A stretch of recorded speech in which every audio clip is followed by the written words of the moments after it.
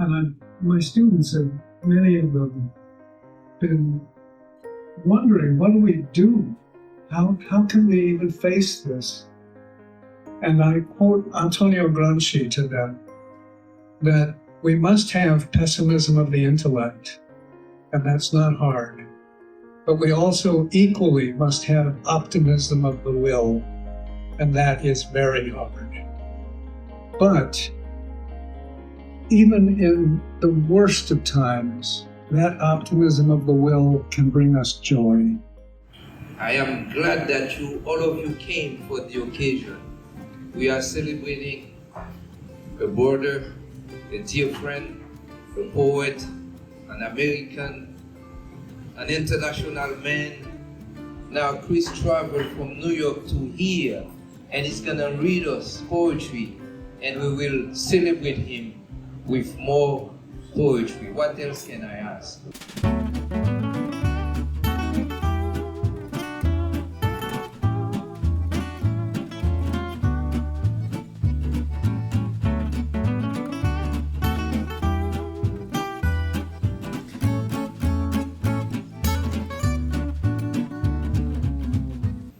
I am a blind girl feeling for a touch, a human touch, under a sky full of bombs, crawling through the shards of my shattered house.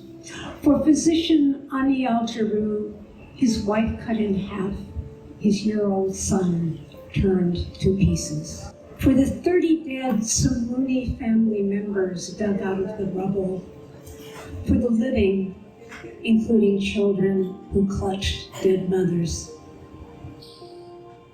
They blew up your homes and demolished the grocery stores and blocked the Red Cross and took away doctors to jail, and they cluster bombed girls and boys whose bodies swelled purple and black into twice the original size, and tore the buttocks from a 4-month-old baby. And then they said, this was brilliant. Poetry is about being sad sometimes. Why not do it all the time? Like I was watching George Carlin, Everyone is Diseased yesterday. Why not, right? I mean, there is this macabre in poetry that we should just embrace and believe in, because the sorrows are real, the light is real, the elf on the shelf is real, and he may turn into the devil. But everything is both dark and light, and I just wanted to say that. Once I lived the life of a millionaire, spent all my money, I didn't care. Took all my friends out for a mighty good time, buying bootleg liquor, champagne and wine. Then I began to fall so low. Lost all my good friends, had nowhere to go. If I ever get my hands on $1 again, well, I'm gonna hold on to it till that eagle grins, because nobody knows you when you're down and out. Riding the Greenway Carousel, as animals go up and down, I hear pretty sounds. I see a buzzing bumblebee. I touch my toes too much. I smell the ringing bell. I taste the wind in my face, and I am. A beautiful girl? I don't know. Well, someone said I'm happy, and I don't think I have the equipment to be a beautiful girl. Now she has just returned from the Wonderland, and she starts missing her old friends, as if she knows them for a long, long time. She decides to visit a distant dreamland. But where? Alice's ideas come from the borderline of dreams. That's the main thing, the dream.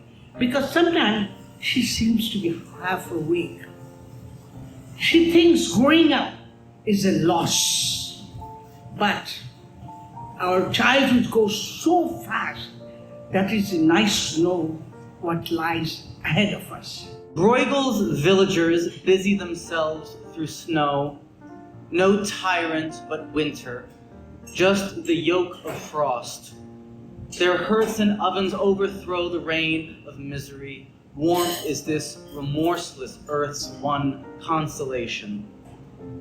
It's an imitation of peace in my grandmother's home, where the all-white walls wither in dark and light alike, only Uncle Billy to keep house against dust's slow march.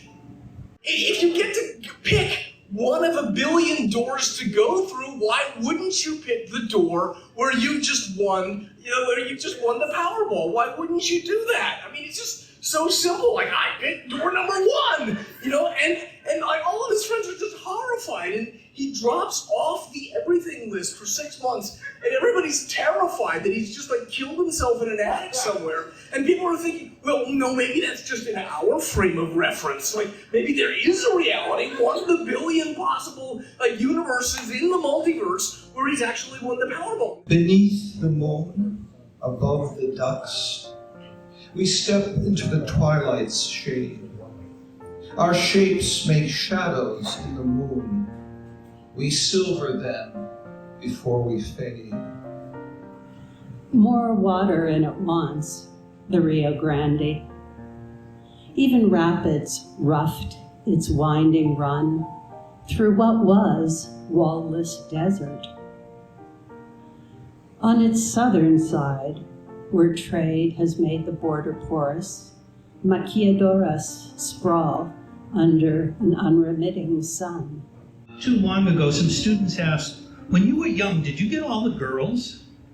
I told them no, because I was gay. Without skipping a beat, they then asked, so did you get all the guys? My, how times have changed.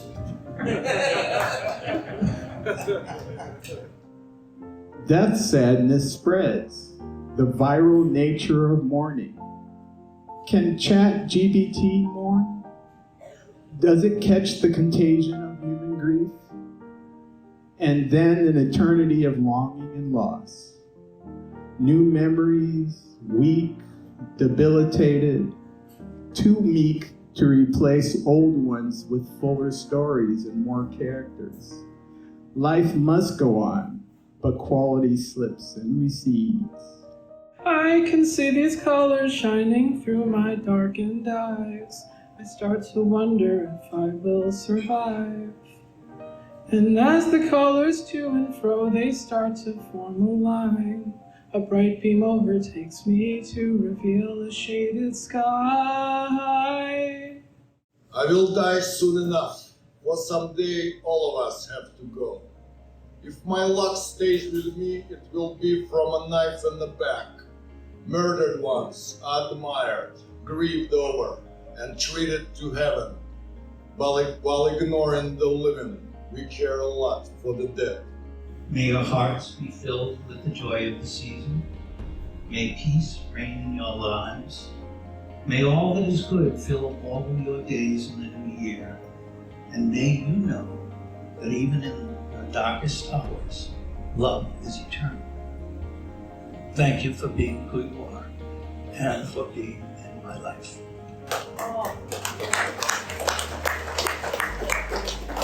Thank you, all of you. Life is good. Chris, life is good. Thank you, family. Thank you, thank you. Thank you. Thank you for all the